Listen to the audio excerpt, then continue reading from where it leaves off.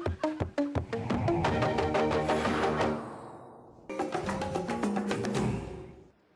the Half-Light exhibition in Art Gallery of New South Wales, photos provide a snapshot of indigenous Australia dating back to the 1960s.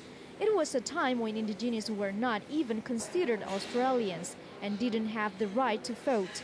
Exhibition organizer Hetti Perkins says the artists were encouraged to challenge stereotypes about indigenous people.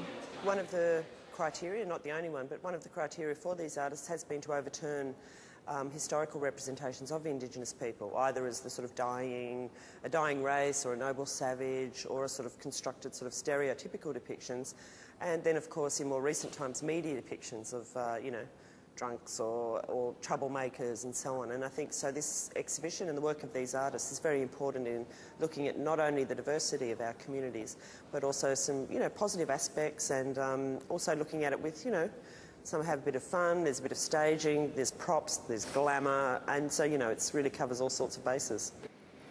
Away from the light-hearted and staged pictures on show, Queensland artist Richard Bell's photography is more political. The common image which is seared into the brain of every Australian of an Aboriginal is one that's drunk and very raucous and aggressive.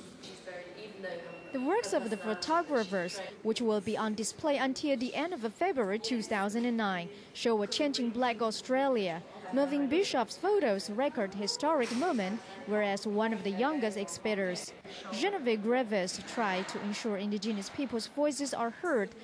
Gravis says her video exhibit was inspired by the colonial practice of photographing indigenous Australians for anthropological purposes. TITV Weekly.